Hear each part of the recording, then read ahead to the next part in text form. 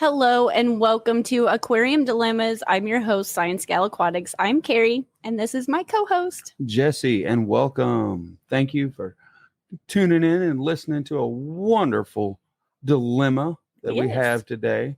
And this one is a really good topic, I think. Yeah, this is another topic that I was fish keeping for many years before I had a clue that this was even a thing. But today we're going to talk about new tank syndrome and old tank syndrome.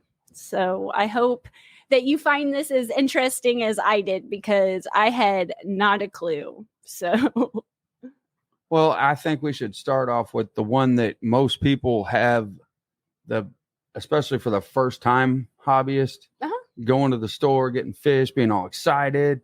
And then they put the fish in and they make it like a day, and then bloop, then we got a bunch of, unfortunately, dead fish. Yeah, new tank syndrome, I've battled it before I even knew it was something. But to me, I think of new tank syndrome as a not quite fully cycled tank, is how I think of new tank syndrome. Yes, that's where I'm at with it. It's the fact that you kind of rush stuff or didn't let Mother Nature do its course, depending on how you're doing your setup for your nitrogen cycle. And you're partway through your nitrogen cycle, you haven't let it complete its process and the tank start to basically balance and level itself out and sustain itself. Yes, and another thing that I learned along the way with new tank syndrome is, yes, I feel like it's a common occurrence for the first-time fish keeper, but it's also something that you can battle without knowing it. That's how I think I stumbled across it. Maybe the first is I was constantly over cleaning my tank. So my tank wasn't necessarily brand new, but every time I really over cleaned my tank, I was resetting that cycle. You were crashing your own cycle. So it wasn't fully cycled anymore. And so I think of that too as a new tank syndrome. So yes, you're right. I think that it's a common occurrence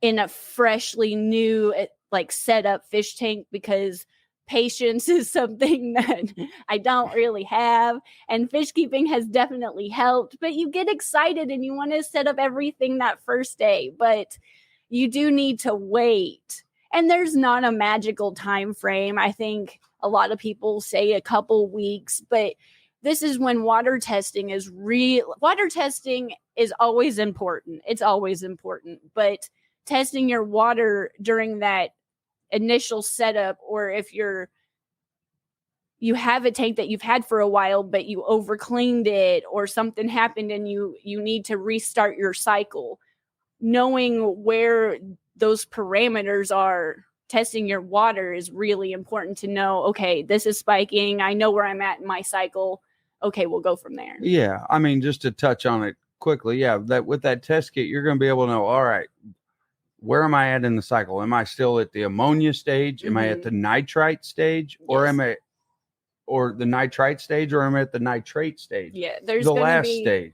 There's going to be some swings. And in the beginning of fish keeping, when I was a kid, I was excited. I'm still always excited when it comes to fish tanks, but I would just set everything up and my fish would pass away. And it's such a stressful time. Your fish are being brought home. They're going into a new environment. That in itself is stressful, but going into a non-fully cycled tank where it's ups and downs, and the ammonia and those first couple steps, your ammonia, that which leads into your nitrite with an I. That's right. I before A.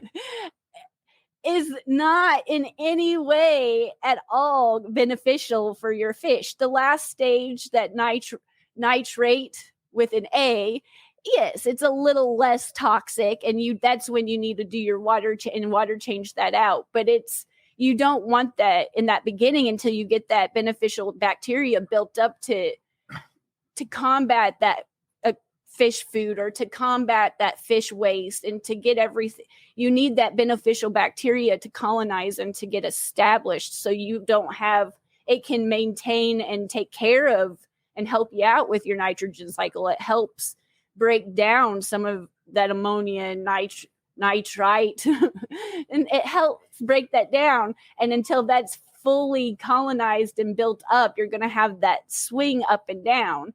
And so how I understand it in my point of view is you're going to have those initial swings in that beginning of your nitrogen cycle. And then once that kind of, it's going to go down, and then your nitrate with an A is going to rise. And then you can water change that out. But it takes a while for that to get established, and but you can see it when you're testing your water. Well, yeah. You can see those swings, but that's why you constantly hear patience and test your water, patience and test your water. And now that I understand that, not fully, there's always something to learn, but better than I did all those years ago. There's a reason why people, including us, say test your water and be patient, because it naturally can occur. And there's some things that you can put in your water to help with that, to jumpstart it.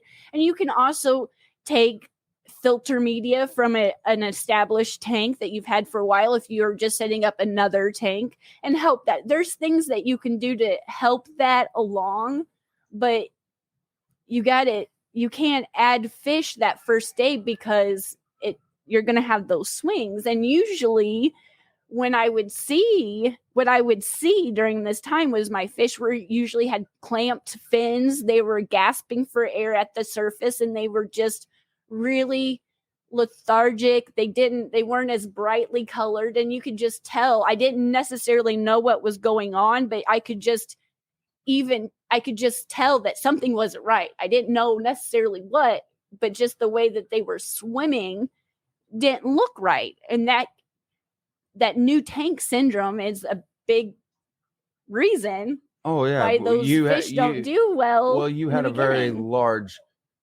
I'm assuming, because this was way back when, I would assume you had a very large nitrite levels in that tank is why the fins were clamped, and that they're looking for. It just doesn't do very well. There's always those rare exceptions. You hear, well, I added fish the same day and they did okay, and I'm happy for you. You got a really hardy fish, but in my case, it didn't always work out, and I was trying my best, and I was trying to work it out, but I was too new to fish keeping to even know where to look. Back then, it wasn't as easy to just research on. You didn't have a phone you could just pull out and Google everything. So it took some time. And once I realized, I was like, oh, this new tank syndrome, like, oh, okay, yeah, I understand. And then I learned to test my water more frequently. Am I still the best at it? No, but I know the importance, and I do it a lot more often than I ever did in the past in those beginning years. But you just have to have patience for that, because that bacteria takes a little bit of time to duplicate and replicate and get established. But there are some things, and you can go back. We've talked about it in the past on certain episodes about using some media from a different tank to help seed it and jumpstart it and things like that. But really, I know it's exciting. It's really exciting to want to go pick out fish and get a new tank. But if you don't understand a little bit of that chemistry of the water and if you know about the nitrogen cycle when you're setting up your tank, you might not fully understand it, but okay, I'm going to hit this point. I'm going to see this on the water reading, and I'm going to go into this phase. And then you can start to understand more and more and learn more and more. And I think that's what the big difference between the dilemma right here is: new tank syndrome and old tank syndrome, that you're already starting to touch on it a little bit. To me, new tank syndrome is, you better just learn the nitrogen cycle. Learn your water cycle, learn nitrogen cycle, learn kind of what the parameters that you're looking for. If you want to be, and temperature wise and all that. and let all of that do its course, whether you got to put a heater in it or don't, or vice versa, whatever you need to do. And then let that go and test, and you're going to see that progression. You're going to see the big ammonia spike. Then you're going to see the ammonia go down. You're going to see the nitrite spike go way up. And then it's going to start coming down. And then your nitrates are going to start coming up. And then that's what you can actually take out. Yeah, you can. It's just something that you can track. And I used to be super intimidated by the word chemistry, much less pulling out a master test kit or anything. And I'm kind of partial to the test strips myself. I find them to be just super easy and convenient. But whatever you choose to test your water, just choose something to test your water. And new tank syndrome, to me, is just equivalent to the nitrogen cycle. If you are battling new tank syndrome and you are a new fish keeper, or your fish keep dying because you just set up a tank, it's just, you don't, in my head, that's the first thing I go to. I was like, well, let's talk about the nitrogen cycle. Because I know from personal experience, my sister, she's kind of new to fish keeping, and she has a friend that is new to fish keeping, and they ran into this problem, and they call me. And I tell them, I was like, especially when they first set it up, I was like, you need to wait a little bit. Your tank's not established. It's been like a day and a half, maybe. I was like, you're just going to have to wait. And did one of them, Sonic, make it through the process? 100%. But a handful of other ones did not. They just didn't make it through the process of them cycling. But the first thing, when it's like just a word that I have a new tank and my fish keep dying, the first thing I go to when people ask me about this is, it's probably new tank syndrome. You need to let it cycle a little bit longer. It's not fully, you need to go test your water, check this, see where it's at, and then wait it out. It will take some time, but it will naturally, if it's a new tank and you didn't do anything to it from another tank or anything to it, it will naturally cycle. It'll naturally balance it out, but it takes some time. And no matter if you've done your research and you know your fish needs this, and this for its tank, the bottom line, no matter what the fish is it needs a properly cycled nitrogen system, or the nitrogen cycle for whatever you decide, no matter what. If they have a special this or that, or nothing's going to do well unless you have a good nitrogen cycle going on in your tank. Yep. Unless you have all the beneficial bacteria built up, your water has cycled and it has went through its changes to where all that waste is now being eaten and consumed by that beneficial bacteria, instead of just breaking down and causing a very large ammonia spike, which will just crash your cycle. And your fish just don't handle, out of all of it, ammonia is like, it's not good at all. It's just not good at all.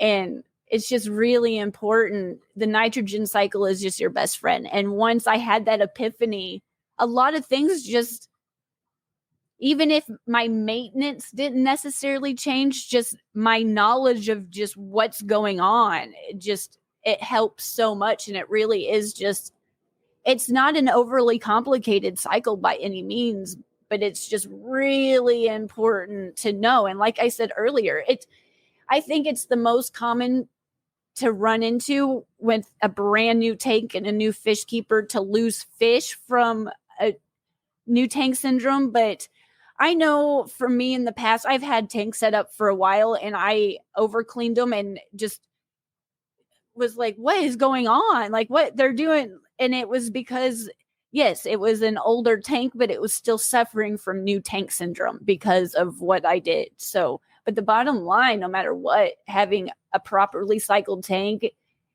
is a very important foundation for your aquarium to be healthy and balanced. Well, and then that kind of transitions well into old tank syndrome. You have been a good aquarist. You have been a good hobbyist. You let that tank cycle. You made sure you did everything right before you put the fish in. The fish are doing absolutely great now, and they have been for a long time. Now all of a sudden you're wanting to add either some more fish to it, and those fish aren't accepting to your water, but your temperature hasn't changed. None of that's changed. What is kind of going on there? Well, kind of for me, this was new tank syndrome was something that I definitely stumbled on before this. And this, it was one of those things I just was like, is that even a thing? But every once in a while you walk into somewhere or a friend's house or something and their tank's been set up for a long time and there's still fish in it that's doing well. But like you said, if they added something to it or something, they just didn't do very well. And I didn't really understand old tank syndrome.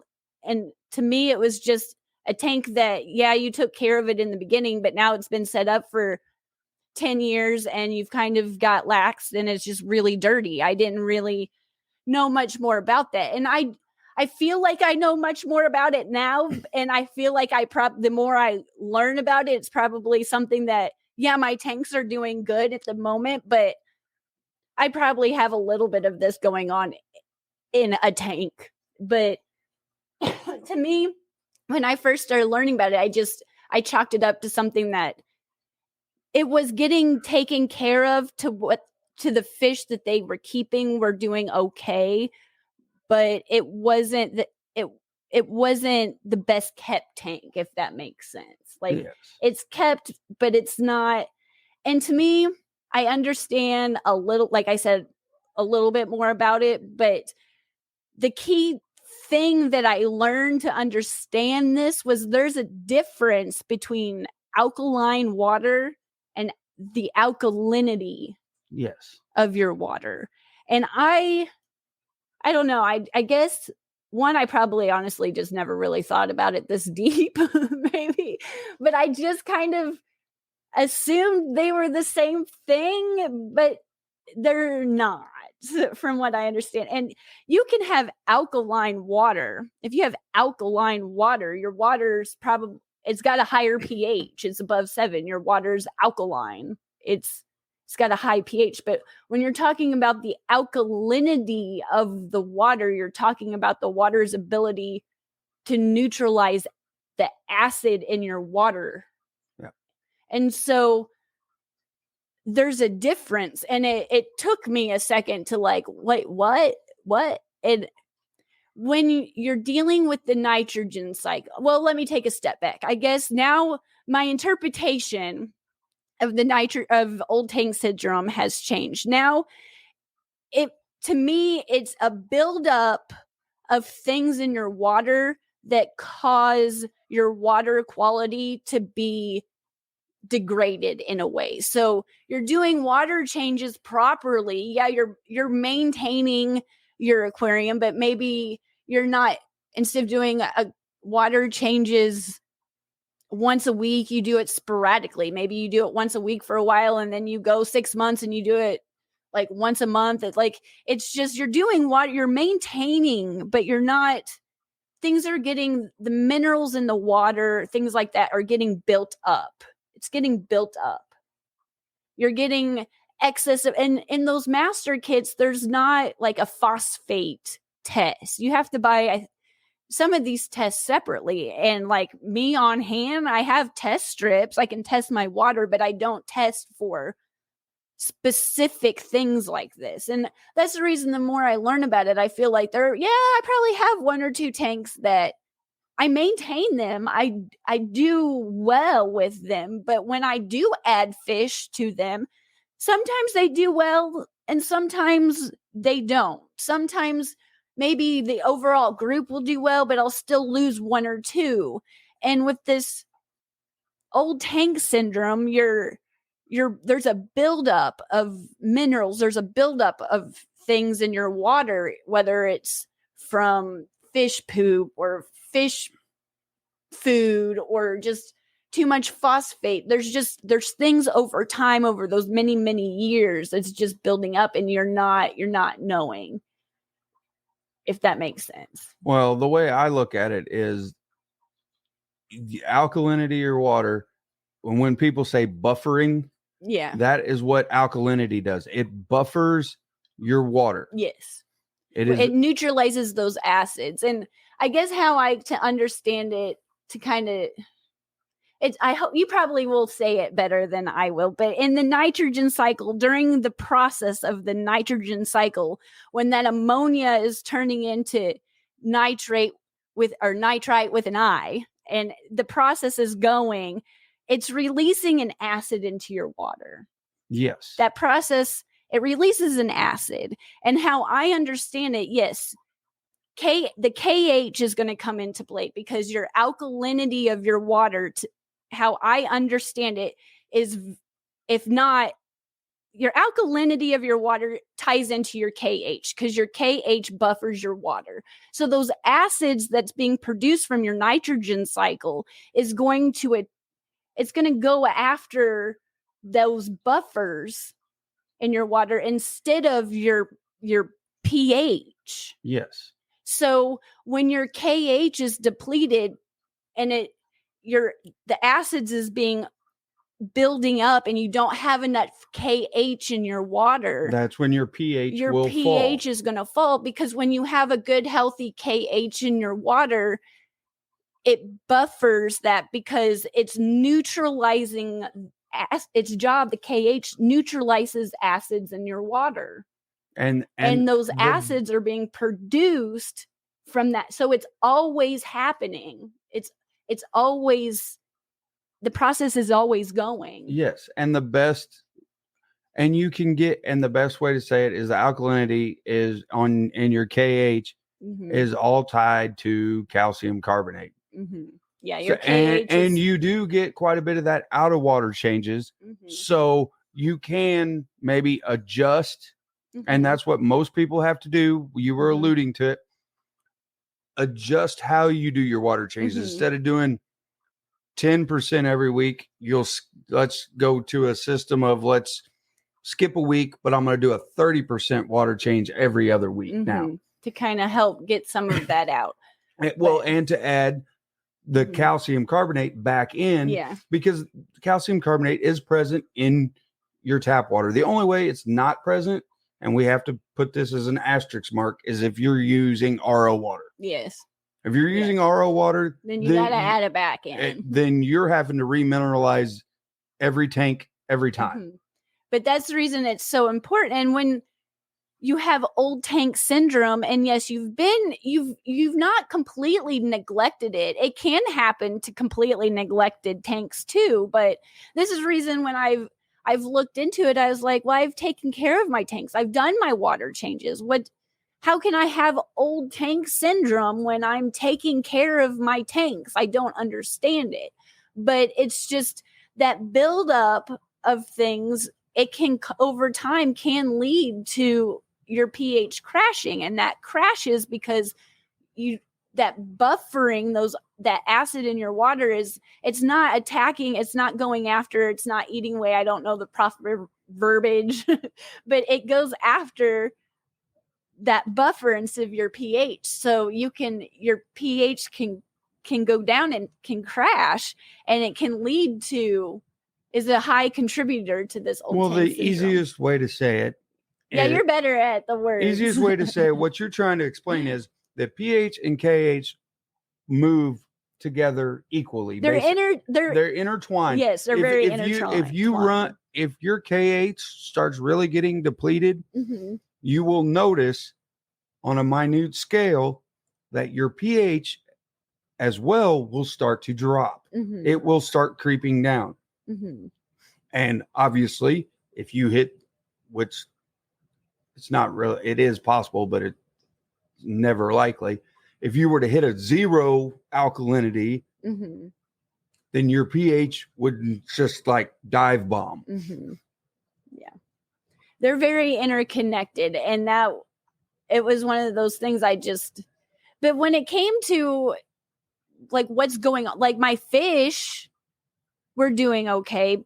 Like they were still swimming, they were still eating, and they were still colorful. But in the tank that I think I have it going on, personally, where I think I have it going on, they just don't, they swim, but they just don't swim as actively. They eat, they just don't eat as much type of thing. And I really think that even though I take care of my tanks, I maintain them from what I think very well, and I do everything I think the best I can, I still think that even in my own fish room, I have a tank with old tank syndrome.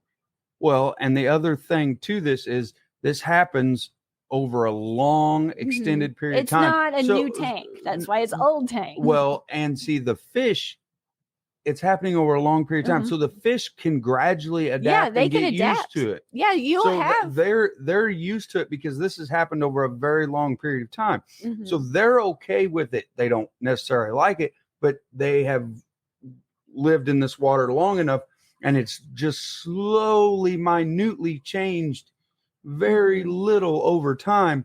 So they've been able to handle it. Whereas if you were to add, like we said, new fish to it, it's a hit and miss of what might happen. Yeah, they might make it a day or two, and then all of a sudden you're like, all the other fish are fine, but why do these fish? And then you think, well, it's got to be from where I bought the fish. No, you might want to test your water again and see if stuff has slowly been changing that you haven't, because you alluded to it earlier. Everything's going good, so you're not really testing. You're not really thinking about it. You're like, well, everything seems to be doing fine. Especially like if you don't add fish all the time. Let's say like you have a tank, you've set it up, you've had fish for a while, you like the look of it. You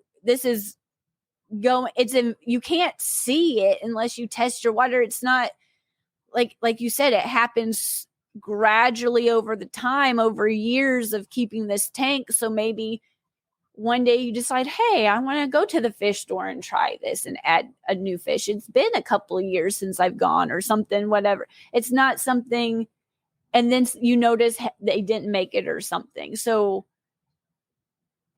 you might not even know or be aware, or it's not something that you see because they get accustomed to it. They get accustomed to those. It's been kept that way so long that they've just learned to like it and to love it. But like you just said, something brand new going in there might not. Yeah. And it means your water parameters are just a little, you can't see it, but your water parameters are a little out of whack. Yeah. They're not probably crazy out of whack. And it can be as simple as just changing up how you do your water changes. Instead of doing 10%, we're going to bump her up to 30%. Yeah. I guess it's something like thinking about it now. I guess when I first learned about it, I just automatically assumed old tank syndrome has to be tanks that are nasty, disgusting. You can smell them a mile away. They haven't been water changed in like 3 years, type of like crash, disgusting. And that's not the case. You can have old tank syndrome in a tank that hasn't been water changed and properly taken care of. Almost kind of, I wouldn't say like it's a guarantee, but you can still maintenance your tank like I have and still have a possibility of having it, I guess is what I'm trying to say. Like it can affect something, or it can affect a tank that you're taking care of, but it's going to affect a tank that has been just completely not taken care of. I just didn't think it could affect me because I take care of my tanks. But the more I dive into it and learn about it, I'm like, you know what? This isn't always the most affects like only disgusting tanks, ones that have been just completely not because over time it has to do a lot with your KH, where your KH lies. Yes, and over time the waste and all that's building up. You're never getting all of that out of there, and unless you're able to have water that comes out with a very high alkalinity, which luckily we are blessed to have that. We do have that problem living in the Ozarks. We have a very high amount of limestone. And so calcium carbonate is always readily present in our water. So, but it's very helpful. I think for the fish we keep and the things that we care for in our aquariums, having the water we have is nice. But I guess like it was one of those moments where you hear about water buffers, you hear about things buffering your water, and I was like, oh, I know buffering, sure, but now that I've taken a deeper look and looked into this and I understand it a little bit more, when I see something about KH and they're like, it buffers water, it's taking the acid that's produced from that nitrogen cycle, and it's buffering it because it's like, I guess you're just better at saying it, but it was just a really big epiphany knowing that, okay, those acids, instead of going straight for my pH, that buffer, that alkalinity, that KH of my water is what's protecting my pH, not because I'm like, oh, okay, they're connected, it's a water buffer, but knowing, okay, this is being produced from this cycle, and this KH, the alkalinity of my water, that KH is that buffer, that protector, that's what's really helping my pH stay level, and that's how your pH stays stable. That's the word I'm looking for, stable, because you don't want that. And if your KH is really low and you're not testing, because yes, I test my water, I have test strips, but I've honestly, I have never tested for KH. Like, I don't have a test strip, and that's my fault. That's something that I should have, because this tank that I'm thinking, this is probably why I do have problems adding certain fish to this tank. But again, it's not gross. It looks really pretty. To look at it, it's clear, like the fish are active, but I feel like over time that's dropped, and that's probably a large factor to why I'm having trouble with that one particular tank. And knowing that, yeah, they say these things, you read these sentences, but to know, okay, well, this is what that means. That buffer, that water buffer for my pH is coming from that alkalinity, and knowing that alkaline water is different than the alkalinity of my water is very important, I think, to pass on, to know the difference between that. And it all kind of ties together. It does. It really does. The main thing to know is that your pH and your KH are parallel. They work in unison together, basically, is the way I look at it in my head. They work together. When one is moving, the other one is moving. They can both be moving up, or they both can be moving down. Yeah, and it's all interdependent. And a lot of this stuff, it really comes down to testing your water and getting the right test strip or the right test kits, and knowing, okay, if I'm having this, and it takes time, experience, and the effort of putting in the time, energy, and effort into knowing what you need to know. Because a lot of this, you can't look in your tank and just see. You're looking at the behavior of your fish, and over time, you just don't notice it, and it can kind of honestly sneak up on you, and you're like, what is going on? Like, and I can test my water, and the pH will be in the levels I'm comfortable with. But I feel like if I had the test kits I need, I would have a truer reading of knowing where it lies than just a quick dab of a test strip. Having the master kits and the more pinpoint ones, and having a better reading on that. And we'll stay tuned to the podcast, because we might all do this together.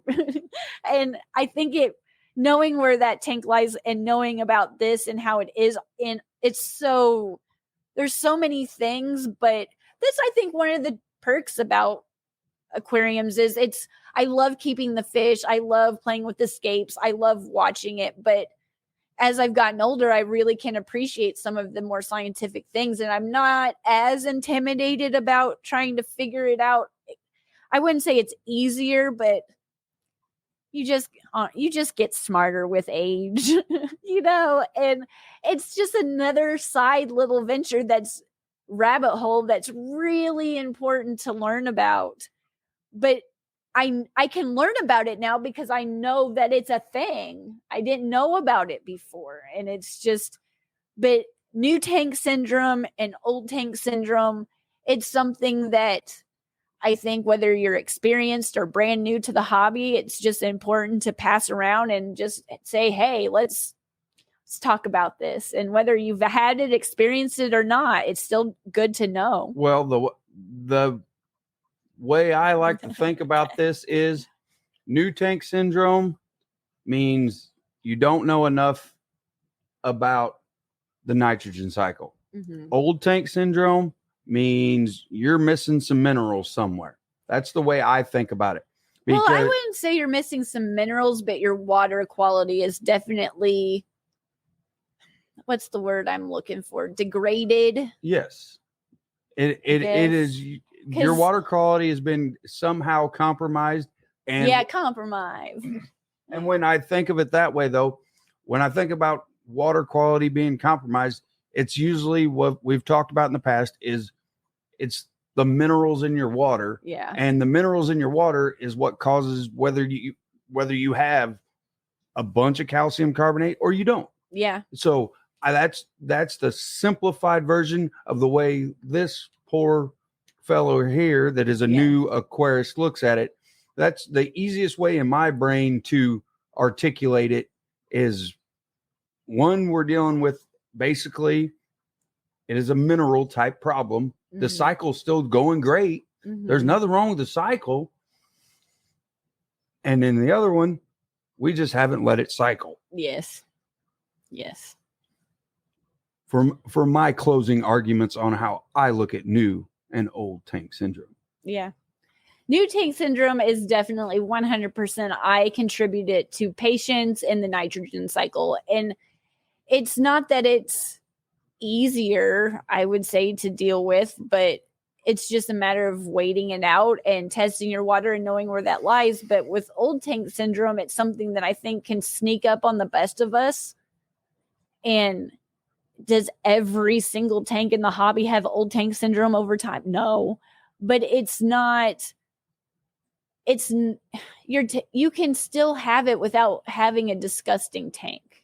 I feel like disgusting tanks probably have old tank syndrome, but it can sneak up on you. And I just didn't know that, I guess, is what I'm trying to say.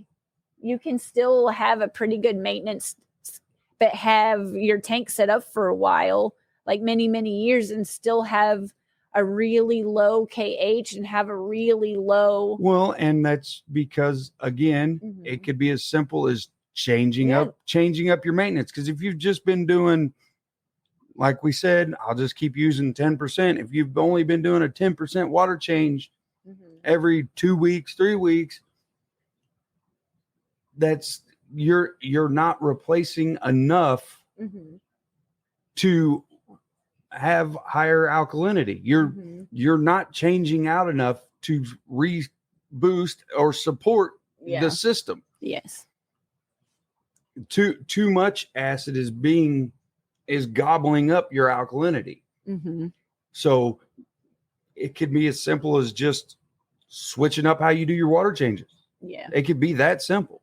Or it could be way to the drastic other side of the tank crashed and now we're having to start over. Yeah.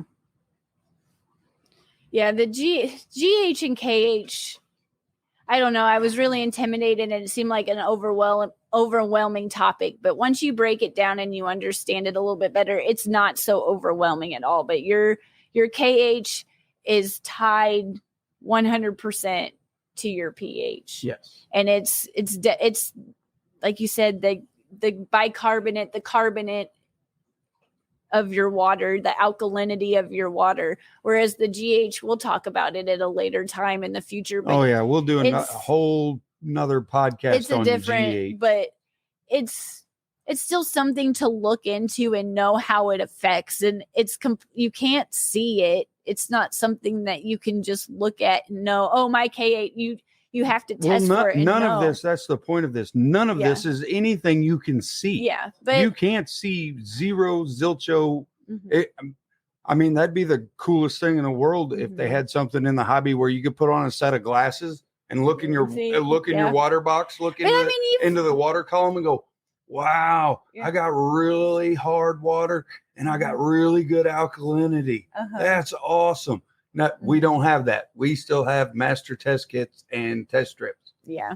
But because we do, and like adding crushed coral, something with limestone, we have a lot of that in our water, and that will help replenish that in your water column. And we're really lucky because everything in our everything around here, the water wise, is going to go through probably limestone. Yes. To get to any type of water table or anything to get to anything to us, it's going to have a lot of that. Whereas someone that has something like granite or something, they're not going to have as much alkalinity in their water to help, and they might need to add in some KH buffering powder or something to their water to help regulate that. But I mean, you've walked into a friend's house or a family member's house or someone's house over the years, and you've walked in and you're like, that's a dirty tank, but they still have fish doing just fine. And you're like, how is that possible? That would be a case of probably old tank syndrome, where those fish have just learned to like it. It's just learned to love it. It's not been maintenance. But again, I'll say it again. It was just when I was reading and looking into things, I didn't know that. I mean, even a tank in my fish room can suffer from it. So it can be from really bad maintenance over like a non-maintained tank at all. But yet if you don't have this in your water you don't know the water chemistry, you don't know where your parameters lie, it could be, even though your tank's been set up. This tank that I'm talking about is my longest tank. I've had this tank set up since my very first apartment. It's been set up for no joke, 20 years. It's been set up off and on in different variations, but it's got the same substrate. It's never been 100% drained completely through all my moves of my 20s. We always kept just a little bit of water. So I could see where, yes, some of the things that go into that tank can do. It's not everything that I put in it dies. No, but I have more of a struggle for sure with that one tank than any of the other tanks in my fish room. And the more I understand this and look into it, I'm like, I don't have a KH. I bet that's kind of a factor going into that tank. Yeah. It's been set up for a long time. And it's like I said too, it's not all the time, but it's just enough that I notice, that maybe I want to do this, or maybe I should try that. Maybe I should switch this. And maybe it could just be the fact that my KH is low type of thing, It is very possible. Maybe I still want to rescape it and get something new for that tank, but maybe I'll get a little extra buffers too, but knowing how all of that interlies, and it's just really helpful. So hopefully this has helped you in some little aspect. So hopefully, I just appreciate you listening and tuning in. Yes, thank you for tuning in. And if you'd like to check out and look at a really good graphic about the nitrogen cycle, you can go check it out on ScienceGal's website. Yes, ScienceGalAquatics.com. But also, if you'd like to watch this and leave me a comment if you've had any issues with this, or you're curious to have a question or whatever, if you go over to the memberships on YouTube and become a member, you can leave me a comment there and we can chit chat back and forth. So, but I appreciate you so much. I really do. And thank you for the members who are watching this. Thank you for all the really nice, amazing, wonderful, you guys are really awesome. Thank you. I wanted to say that and I about forgot, but yes, thank you for all the love. I really appreciate it. But until next time. Thank you so much. Bye.